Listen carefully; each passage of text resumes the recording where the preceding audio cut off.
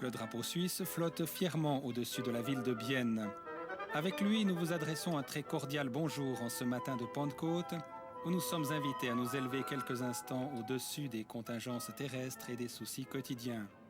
Pour ce faire, nous serons les hôtes de la paroisse française du Pascar, une église protestante construite en 1904, qui à l'époque était le seul lieu de culte des protestants francophones biennois. Depuis lors, 2 autres lieux rassemblent également les francophones, Mâche-Bougeant et Bienne-Madretsch, que l'on voit ici. Dépasser les frontières, ce sera aussi le thème du culte de ce matin, directement lié à cette retraite de fin de catéchisme qui a amené les catéchumènes des 3 paroisses de Bienne et de Nidau à quitter la place centrale de leur ville pour se rendre à Berlin. Pentecôte est ici traditionnellement associée à la confirmation et à ce camp qui en est à sa 8e année d'existence. Dépasser les frontières, c'est aussi emprunter la fameuse avenue qui conduit à la porte de Brandebourg et s'arrêter devant la statue du crieur. Une statue qui à l'époque faisait face au mur, son cri un appel à la paix pour les victimes de l'oppression, de la tyrannie. Le cri qui peut traverser les murs, comme nous le rappelle l'événement de Pentecôte où par la force de son esprit, Dieu rassemble hommes et femmes au-delà de toute ségrégation de race, de langue et de culture. Des murs partout. Est-ce qu'il y aura quelqu'un pour faire une brèche ?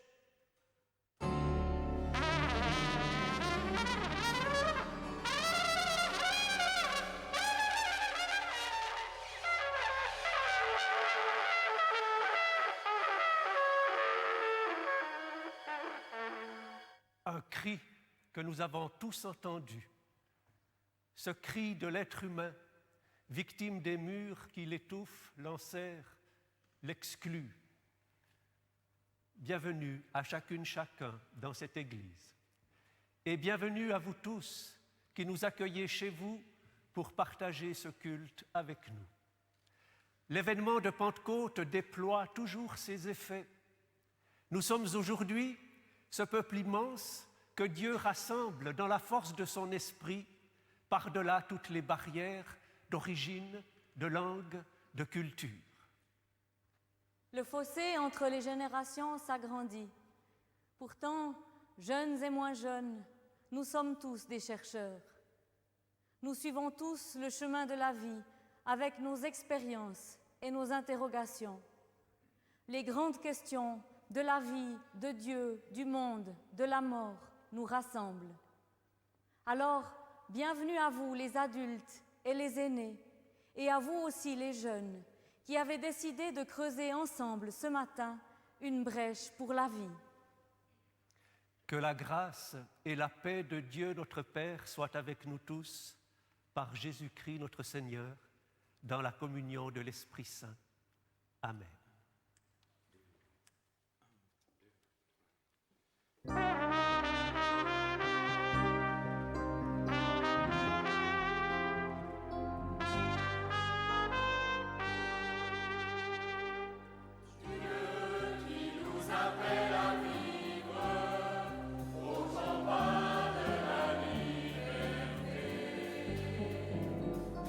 Dieu qui nous appelle à vivre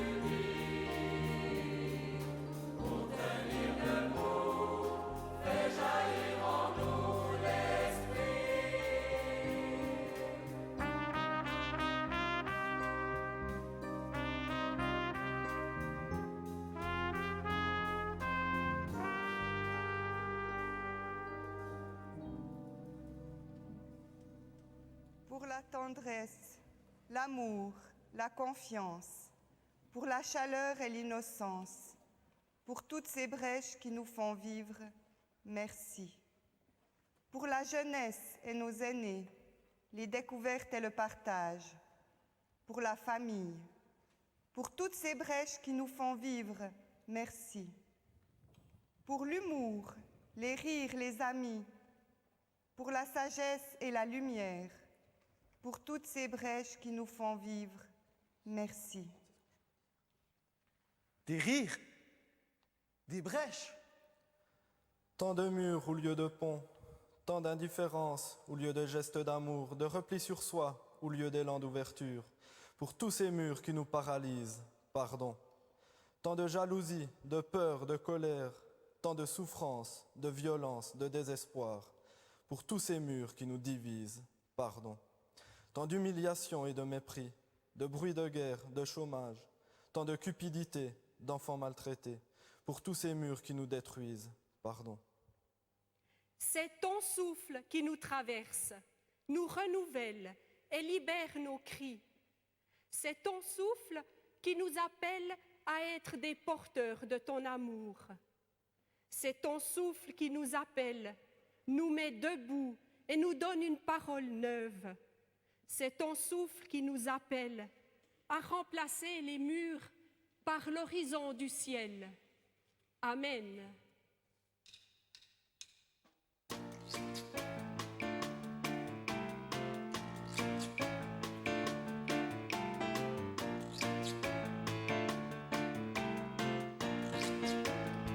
Una canción para los niños de Nueva York. Mirando el paso de los ricos. Una canción para los ricos de Sao Paulo que pasan sin ver los llantos de los niños. Una canción para la chica de Bogotá que por la calle se venderá. Una canción para el puerco de Caracas que pagará por su cuerpo. Que paga por su cuerpo. Por su cuerpo, que paga por su cuerpo, que paga por su cuerpo. Una canción por el soldado de México, disparando sobre su pueblo. Una canción para el pueblo de Santiago que está bailando sin temor. Una canción para los gringos de Panamá que compran y venden territorio. Una canción para los indios de Amazonas, muriendo libres sin un llanto de los gringos. ¿Qué pasa con los gringos? ¿Qué pasa con los gringos? ¿Qué pasa con los gringos? ¿Qué pasa con los gringos? Una canción para los niños de Nueva York. Mirando el paso de los ricos. Una canción para los ricos de Sao Paulo que pasan sin ver los llantos de los niños. Una canción para la chica de Bogotá que por la calle se venderá. Una canción para el puerco de Caracas que pagará por su cuerpo. Que paga por su cuerpo. Que paga por su cuerpo. Que paga por su cuerpo, que paga por su cuerpo. Una canción para los niños de Nueva York. Mirando el paso de los ricos, mirando el paso de los ricos, mirando el pasito de los ricos.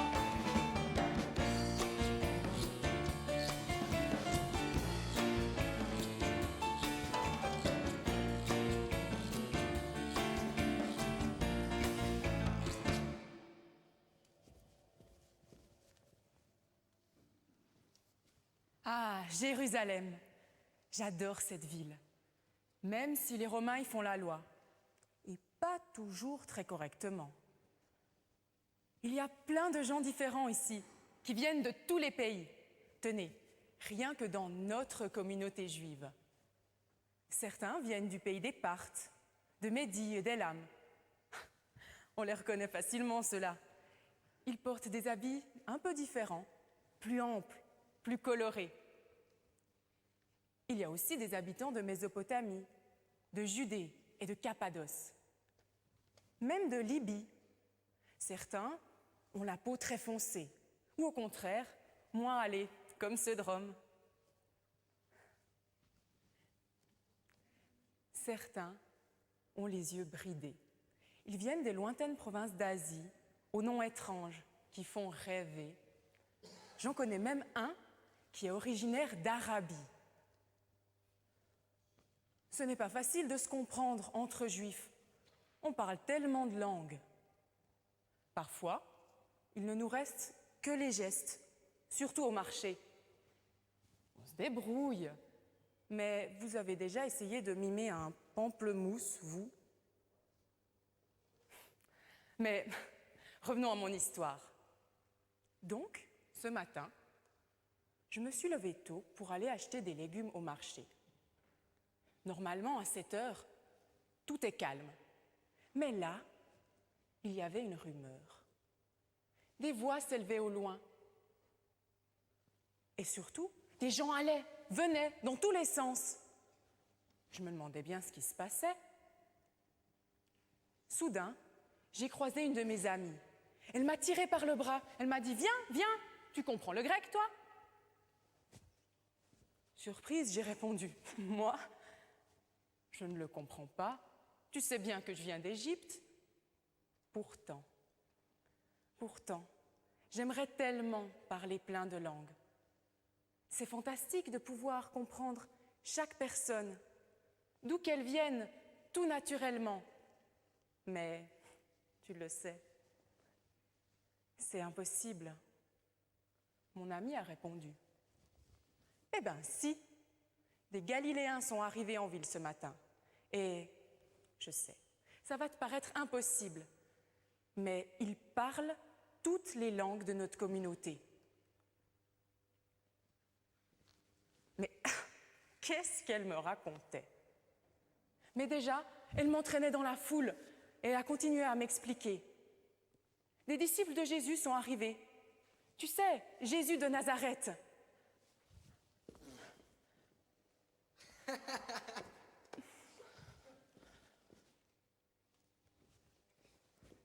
Jésus de Nazareth, celui qui a été crucifié et qui est ressuscité. Eh bien, ses disciples, ils viennent tous de Galilée.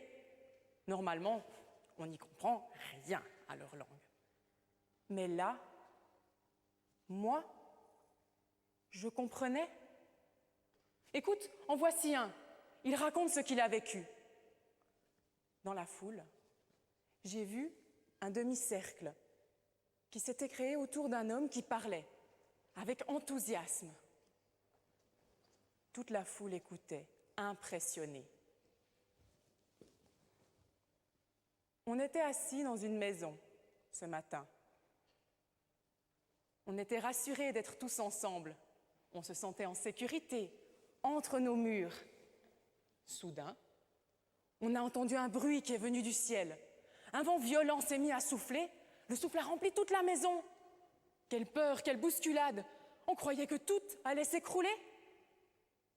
À ce moment-là, on a vu des lumières, comme des flammes de feu.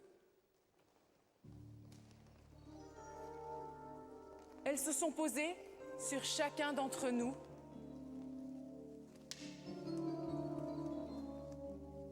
On essayait tant bien que mal de se remettre. L'un de nous a dit que c'était le Saint-Esprit qui est descendu sur nous.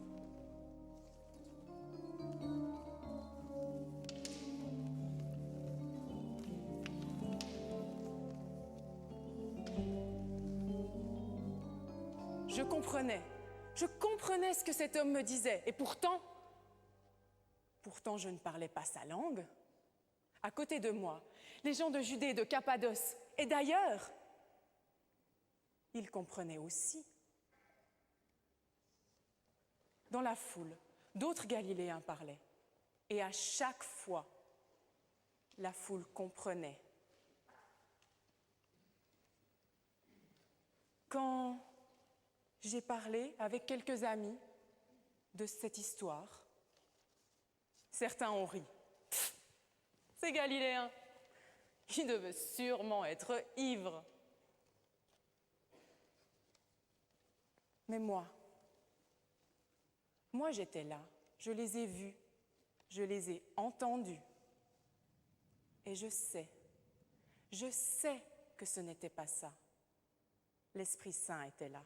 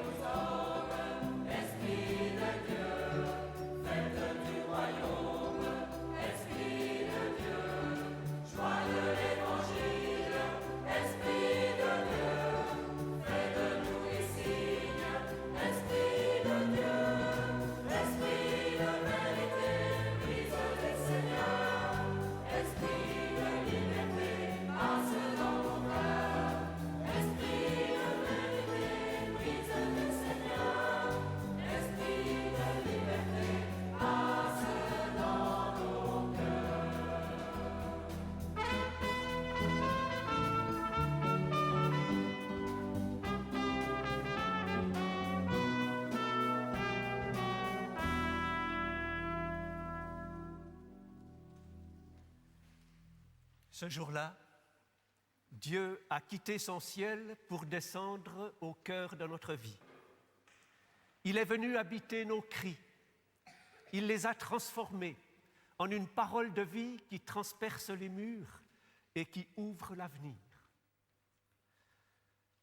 Au livre des Actes des Apôtres, l'évangéliste Luc nous raconte la première Pentecôte comme une sorte d'ouragan de feu et de vent qui a déferlé sur les premiers disciples. Chacun d'eux a été rejoint, mis en mouvement, bousculé par ce feu venu du ciel.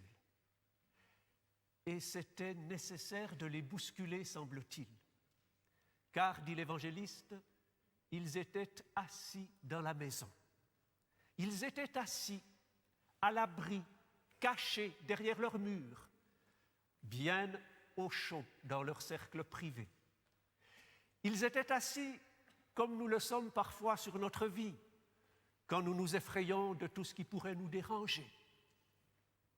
Ils étaient assis comme le sont trop souvent nos églises, sur leurs traditions, leurs coutumes, leurs doctrines, quand elles ont peur de devoir évoluer.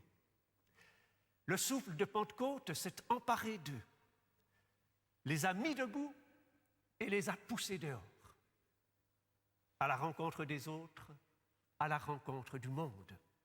Les portes de leur maison ont été ouvertes, les disciples sont devenus des témoins publics, des crieurs publics, porteurs d'une parole de vie à transmettre autour d'eux. Le souffle de Dieu a fracturé les murs d'incompréhension et chaque auditeur a pu comprendre leur message dans sa propre langue. Et la foule de s'étonner, mais ces hommes qui parlent, ne sont-ils pas tous galiléens? Ils n'étaient peut-être pas tous galiléens, mais à coup sûr, ils étaient tous les disciples du Galiléen, de ce Jésus de Nazareth qu'ils ont suivi sur les chemins de Palestine. À la suite de leur maître, dans ses paroles, dans ses exemples, dans ses gestes, ils ont entrevu quelque chose du royaume de Dieu.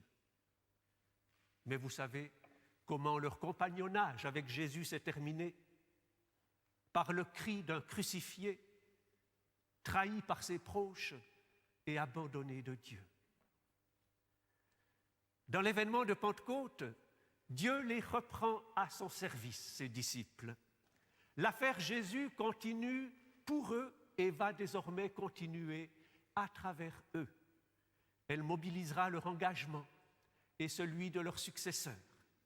Et l'Évangile, irrésistiblement, se propagera, franchira toutes les barrières de langue, de culture et d'origine, renversera les pouvoirs et gagnera le monde entier. L'affaire Jésus continue. Les forces hostiles qui ont cru pouvoir régler son compte au rabbi de Galilée en ont été pour leurs frais. Dieu ne permet pas que son projet de salut soit anéanti par les oppositions humaines. Il y a dans la personne et dans l'histoire de Jésus de Nazareth une extraordinaire force de vie, une énergie spirituelle qui renouvelle les croyants dans la communion de Dieu et de leurs semblables. L'affaire Jésus continue. Une tâche nous est désormais confiée. Quitter nos murs, aller à la rencontre des autres, de tous les autres, apprendre à les accueillir en dépit de toutes ces barrières que nous ne cessons d'ériger entre nous, être attentifs à leurs cris, souvent muets, à leurs combats, à leurs souffrances, et ainsi partager avec eux notre confiance et notre espérance en Jésus-Christ. C'est que, voyez-vous, notre vie spirituelle n'est pas seulement intérieure, elle a une dimension relationnelle, elle est ouverture aux autres. Elle nous engage à construire ensemble un monde différent de celui que nous avons chaque jour sous les yeux. L'affaire Jésus continue, elle continue via l'Église. L'Église chrétienne est une vieille dame 2 fois millénaire, et pour certains, elle a déjà un pied dans la tombe, si ce n'est davantage. Et pourtant, l'Esprit de Dieu lui insuffle une jeunesse permanente. N'est-ce pas notre monde qui a vieilli? Notre monde avec ses injustices, avec ses désarrois, avec sa violence, qui vieillit mal et qui a plus que jamais besoin de la présence de Dieu, de son projet de salut, de son esprit qui fait vivre et revivre. Les premiers disciples étaient de simples Galiléens, des gens comme vous et moi. Et pourtant, leur message a traversé les siècles et les frontières pour nous atteindre aujourd'hui. L'affaire Jésus continue de frapper à la porte de notre vie et de nous mettre en marche. Elle ne cesse de devenir notre affaire. À vous, à nous tous, d'être des relais. Amen.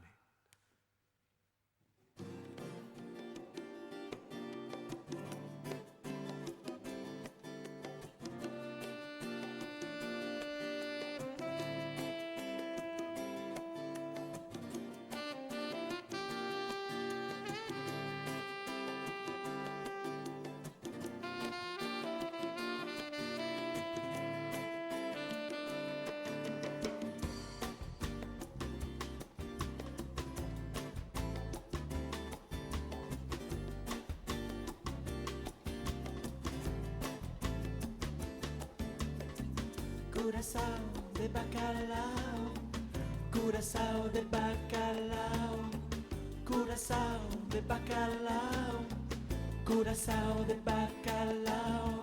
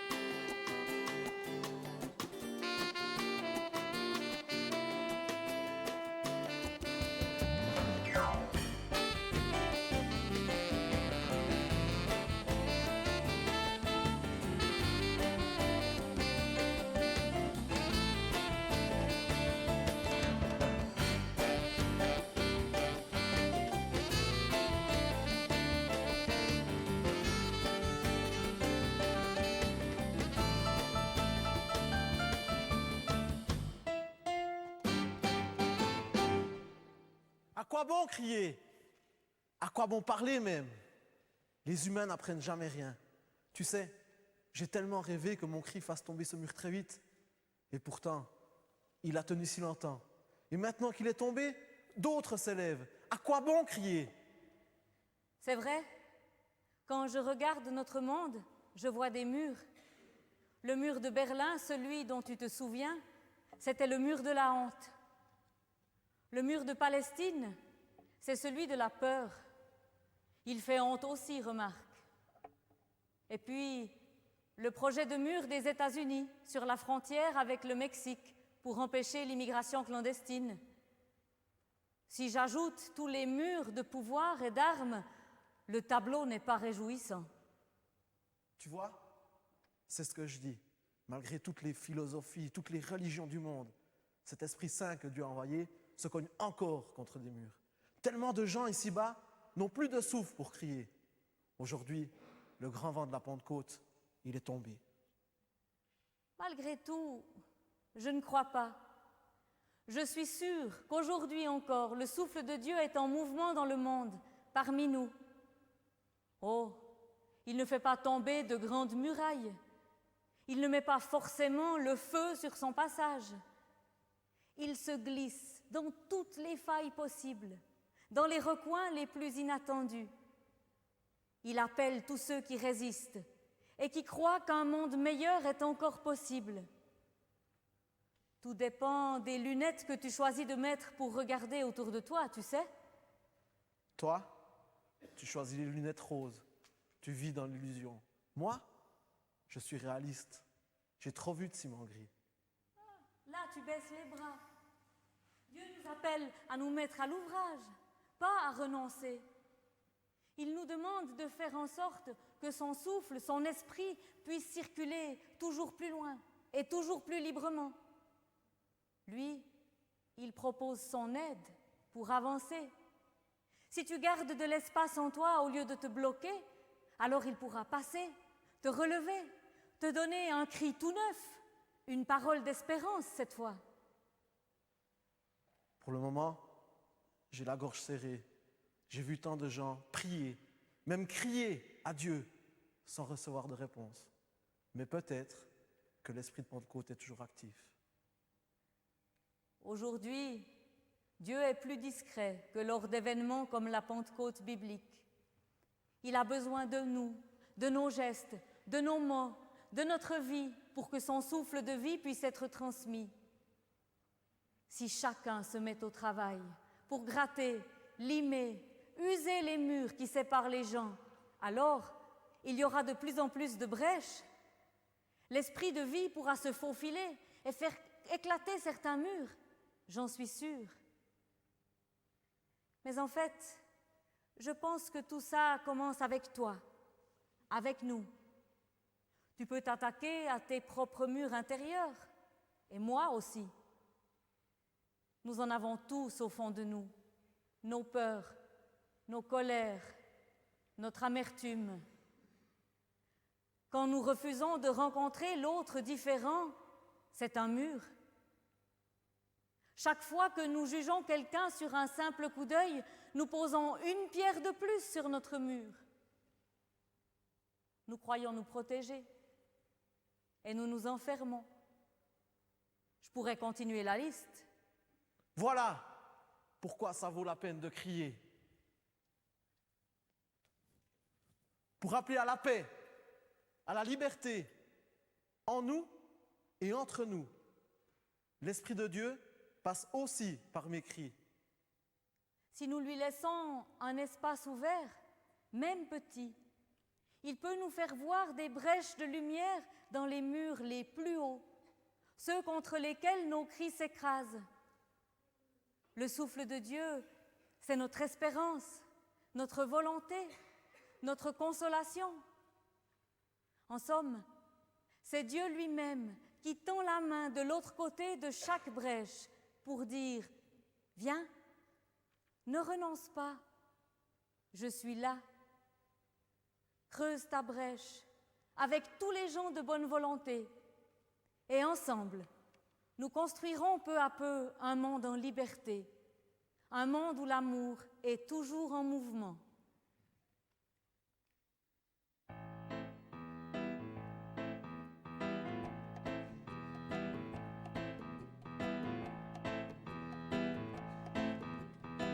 On m'avait dit que ce sera bien, que mes cris se tairont demain. On m'avait dit qu'un peu plus tard je connaîtrais une autre histoire. On m'avait promis la sagesse et la lumière et la finesse, le souvenir de l'hiver, le souvenir de la mer. Quando mi cuerpo sopra il tuyo bailava, baila, bailava. Quando mi cuerpo sopra il tuyo. Encore.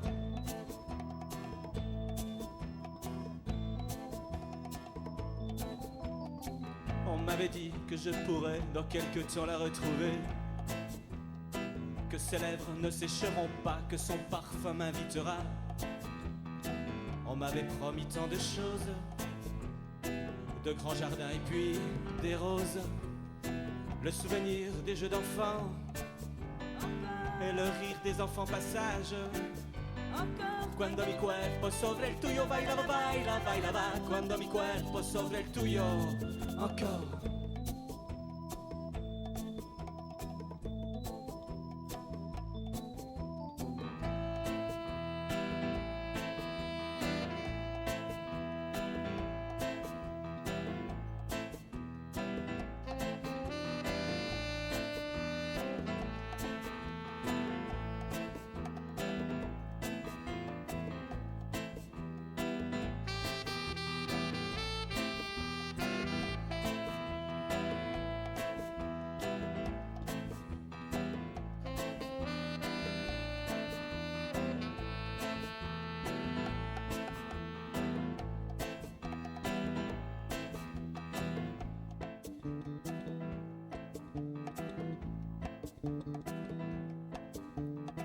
Maintenant je ne veux plus crier, ni même rêver, ni espérer.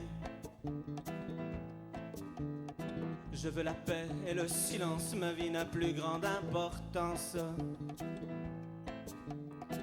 Je me souviendrai de l'hiver et du printemps, de la lumière. Et si les murs les plus épais, plus gros se mettent à trembler. Quando mi cuerpo sopra il tuyo bailava, baila, bailava. Quando mi cuerpo sopra il tuyo. Encore.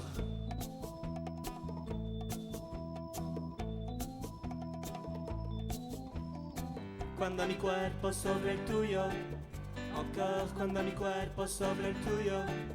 Encore. Quando mi cuerpo sopra il tuyo bailava, baila, bailava. Quando mi cuerpo sopra il tuyo. Encore. Quando mi cuerpo sopra il tuyo bailava, baila, bailava. Quando mi cuerpo sopra il tuyo. Encore, cuando mi cuerpo sobre el tuyo baila, baila, baila, baila, cuando mi cuerpo sobre el tuyo. Encore.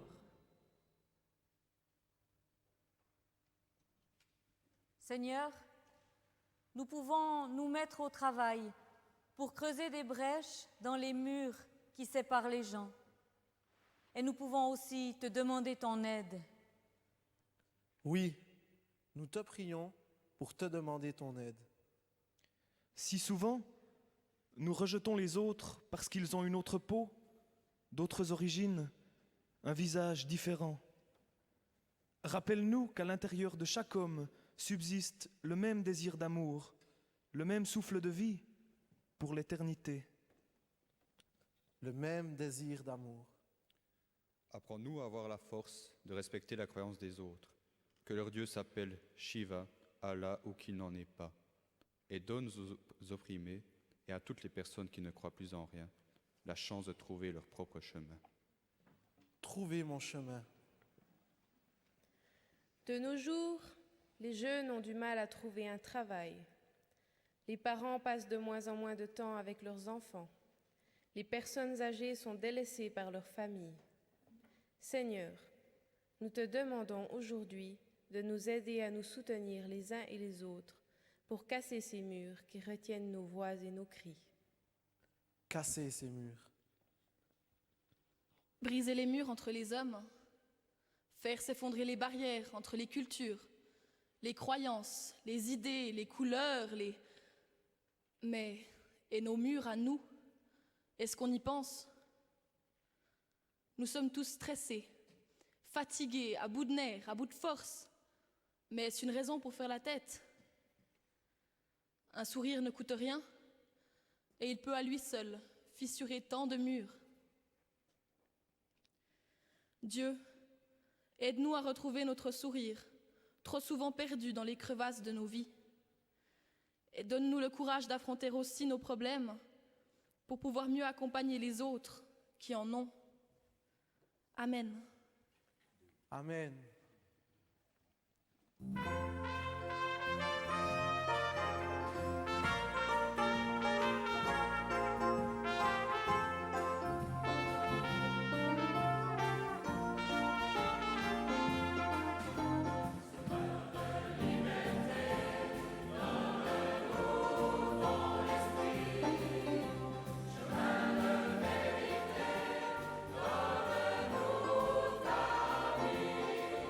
Fils de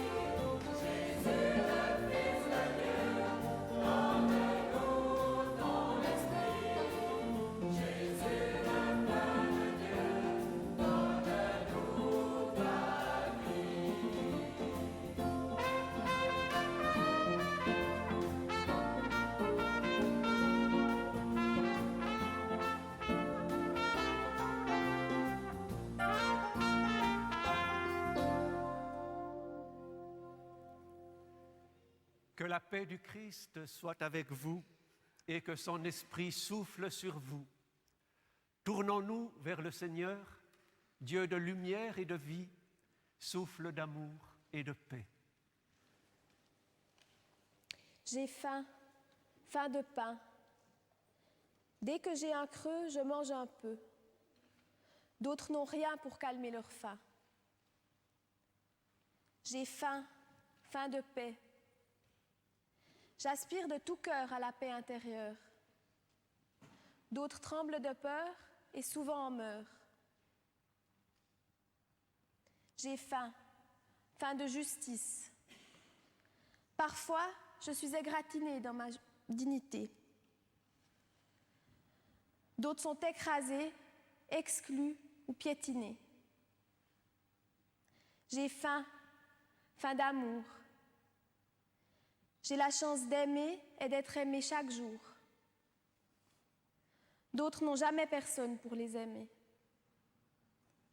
J'ai faim, faim de Dieu, d'un Dieu d'amour, de justice et de paix, d'un Dieu qui se fait pain pour tous ceux qui ont faim.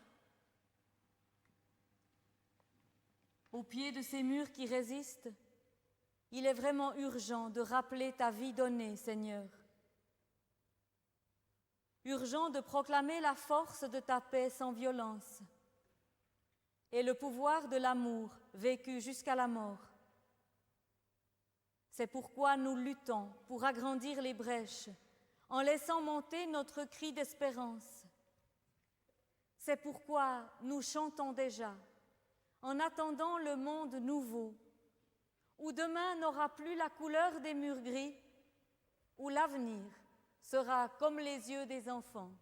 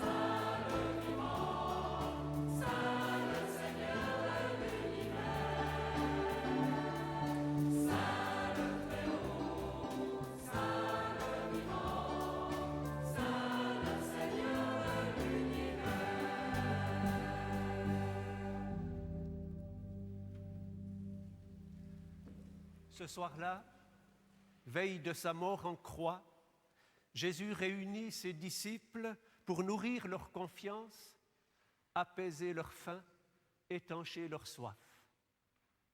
Il prit du pain et après avoir remercié Dieu, il le rompit et le donna à ses amis en disant « Prenez, mangez, ceci est mon corps pour vous, faites-le en mémoire de moi. » Puis il prit la coupe de vin, et après avoir remercié Dieu, il la leur donna en disant « Buvez-en tous, ceci est mon sang, versé pour la multitude et pour le pardon des péchés. Faites-le en mémoire de moi. » Dieu notre Père, au moment de partager le pain et le vin, ouvre nos cœurs au souffle de ta vie, qu'ils viennent bousculer nos barrières, lancer des passerelles et dessiner des chemins nouveaux. Que ton Esprit Saint vienne faire chanter en nous la vie de Jésus-Christ, lui qui a partagé le repas des pécheurs, lui qui ne cesse de changer notre regard pour nous inviter à des solidarités nouvelles, lui qui nous relève de nos échecs et de nos découragements pour nous reprendre toujours à son service. Oui, Père, que ton esprit souffle sur nous librement, qu'il vienne briser les verrous de nos solitudes pour nous rassembler en peuple de communion, en frères et sœurs unis dans la confiance et qui osent te dire Notre Père qui es aux cieux, que ton nom soit sanctifié, que ton règne vienne, que ta volonté soit faite sur la terre comme au ciel. Donne-nous aujourd'hui notre pain de ce jour. Pardonne-nous nos offenses, comme nous pardonnons aussi à ceux qui nous ont offensés. Et ne nous soumets pas à la tentation, mais délivre-nous du mal.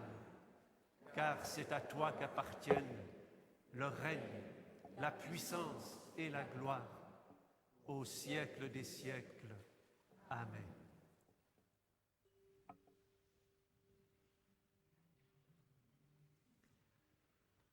Le pain qui est rompu pour nous est communion au corps du Christ.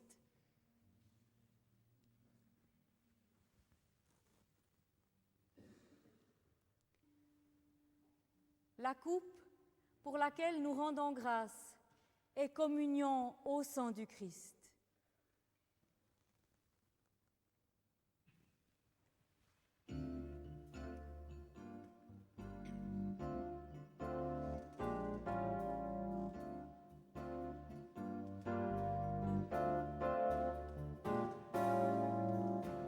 Agneau de Dieu qui enlève le péché du monde, prends pitié de nous, prends pitié de nous.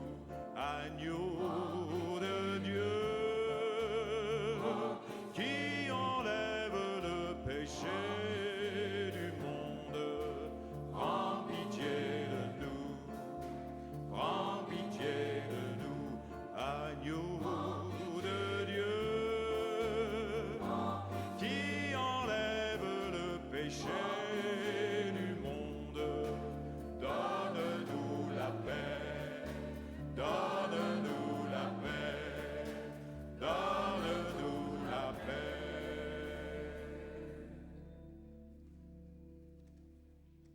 Viens, Esprit Saint, Esprit de Dieu, viens faire en nous ta demeure. Que par toi, Jésus le Christ, vive en nous et entre nous, un peuple pour te suivre et pour servir tous les humains, nos frères et nos sœurs. Venez, tout est prêt.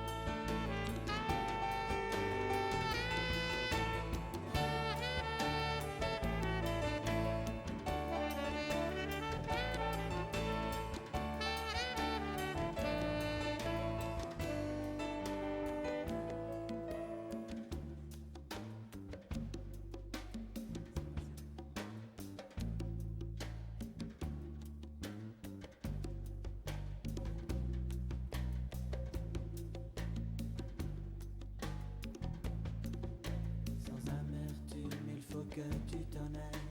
Dis-moi, est-ce vrai, ne regrettes-tu pas? Ni larmes ni pleurs, c'est presque normal. S'il te plaît, retourne-toi encore une fois.